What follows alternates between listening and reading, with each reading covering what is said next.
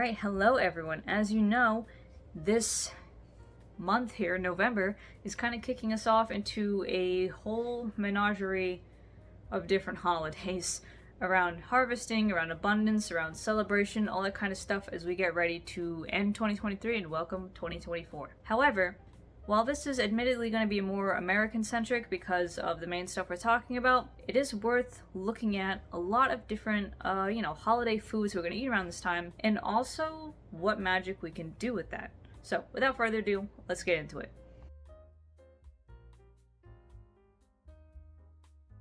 So again, as I said, this is going to be a more American-centric video. I'm mainly going to talk about Thanksgiving, as this is, a November video. However, let me be clear that the reason we have a lot of the foods we have is because they just so happen to be things that make sense around this time of year. And by make sense, I mean a lot of these things become harvestable this time of year. Pumpkins, right? Cranberries.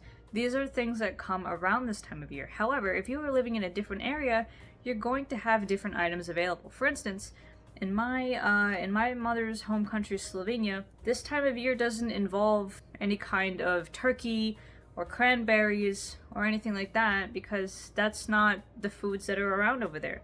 Rather than have a Thanksgiving Day later in the month, they actually have something more like St. Martin's Day on November 11th, which is a big holiday. It's almost so big that they call it like the Autumn Poost. Poost being like basically the Lenten Shrovetide Mardi Gras kind of thing. And the reason it's so big is because this is the time of year where all of the grapes are being harvested to make the new wine. Obviously, when the colonists came over to America, they weren't exactly throwing down grapevines or nothing.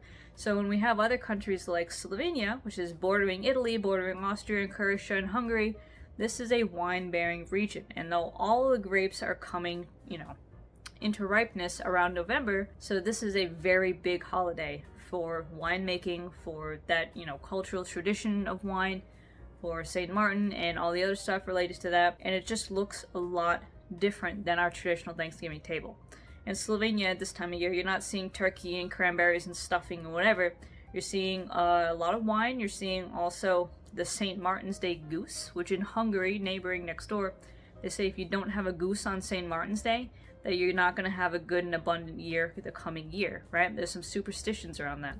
So you're having goose, you're having chestnuts and mushrooms, you're having barley and beans, you're having all of these things that have been harvested now and are being stored for the winter. If we come over to America, though, we will find that we have a lot of interesting foods, right? We got like turkey, we've got cranberry sauce, we have pumpkin pie and green bean casserole, and all these other kind of staples that at this point we can't think of Thanksgiving without. However, a lot of these things obviously were not the original foods that the colonists were eating at the time, right? Like they didn't have the Campbell's Soup 1950s green bean casserole situation that we have now.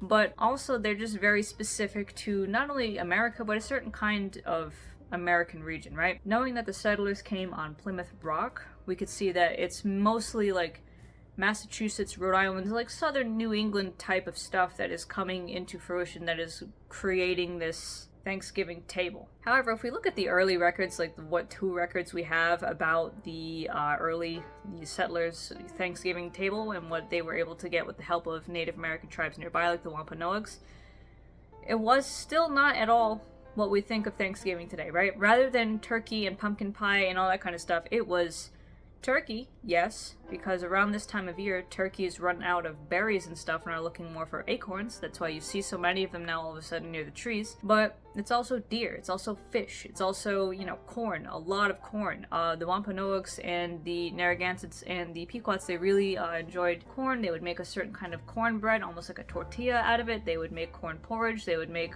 which you could even use as a drink. They would make a lot of stuff with that. And they would also make a lot of stuff with all the different things available. Oysters, deer, all that kind of other stuff. They would make groundhog meat. They would do all kinds of stuff. So the actual original Thanksgiving table looked a lot different. A lot different than what we do now. Nowadays, a lot of the stuff we have is very much a more modern edition. So like pumpkin pie, That's coming from like 17th and 18th century upper class British people who decided to roast up pumpkin and fill it with all kinds of sugars this way. When it comes to green bean casserole, as I said, that was a Campbell soup recipe that somehow managed to stick out of all the weird abominations coming out of the 1950s and 60s. When it comes to cranberry sauce, this is a really interesting one, because if you've ever seen cranberries, for me who lives in Rhode Island, we see the cranberry bog when we go up to Massachusetts to go to King Richard's Fair. Cranberries are weird. The cranberries, they're not easy to get. You have to literally flood the bog so that the berries rise to the surface. And so way back in the day, it was not easy to get cranberries. Not even dried ones, never mind fresh ones. And even then, fresh ones were only available a couple months out of the year.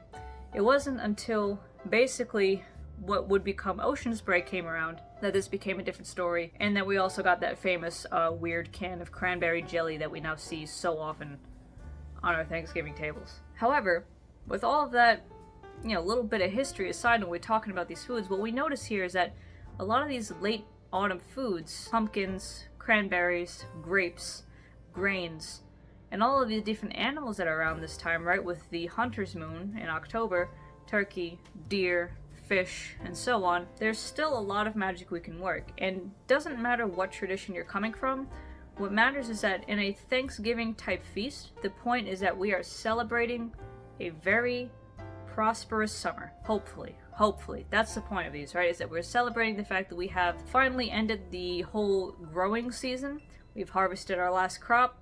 We have one last hurrah. And then we gotta work like hell packing it all up so we don't starve in the winter. Which means a lot of these foods that come around, they're gonna have a lot of associations with energy, right? We have to keep our energy up. We have to not just like shut down and die in the winter.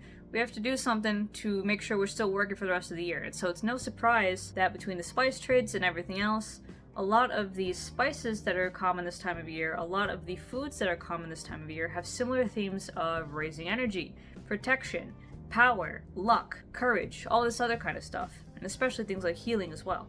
So for instance, cranberries, they are associated with either water or fire. They are also of the feminine element, and they have all kinds of associations with healing, energy, love, abundance. Because they are so abundant, because they're red and bright and wonderful, they're great for love spells, vitality spells, all of the kinds of things that you would need to basically stay happy, healthy, and continue going throughout this dark time of the year. Likewise with things like clove and ginger and cinnamon and all these other kinds of warming spices. They're called warming spices not just for magical reasons. They're also called warming spices because they literally get the blood circulating more in your body like cinnamon does, and that gets you to heat up a little easier, which if it's very dark and very cold, you're going to want something like that. You're going to want something that can get the blood flowing a little bit, that can get you feeling a little bit warmer, a little bit zesty, right? You want something that raises that energy internally and that raises that magic as well. Other things aren't necessarily for raising energy. For instance, apples. Apples are coming into season and the prime time to pick them is around October. They can keep for a long time. Apples are more about love and more about luck, right? There's that old tale that, if you cut up apple slices and you count how many seeds is in your slice, well, among you and your friends, the person with the most seeds in their slice has the most luck in the upcoming year. That's one tradition that you can do with apples. But again, they're also great for love spells, fertility spells, and everything else in between. Same thing with carrots. Carrots are associated with Mars and fire, and they are fantastic for fertility, for abundance, for health and hardiness. They're very stocky vegetables, and they end up being really, really good with the rest of your holiday spread. The herbs that are going to still be around this time of year also include things like sage, rosemary, these more hardy herbs that are harder to kill. Whereas things like basil are not suitable for these colder temperatures and will just wilt right away.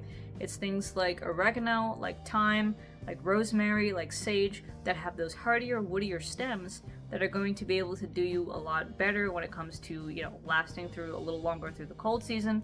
And also, they're the reason we have those in all of our famous Thanksgiving dishes, right? If you have that stuffing with the sausage, a lot of it is sage, and a lot of it is cinnamon, and a lot of it is all these other flavors that together blend this braid of protection, power, energy, purification, and those things are going to carry you through what is essentially the darkest, spookiest time of the year. When it comes to the associations of specific plants, I definitely recommend checking out something like Scott Cunningham's Encyclopedia of Magical Herbs. But if you guys are looking for one recipe specifically that you can use to combine all of this harvest kind of flavors, I also already have one on my blog. It's the kind of tavern style chicken meal, and this is really good. This is just a chicken rubbed down with nutmeg and cinnamon, packed with garlic, packed with rosemary and all these other kinds of spices, and roasted in a Dutch oven on top of a bed of onions, carrots, and apples, also mixed with cinnamon and nutmeg and everything else.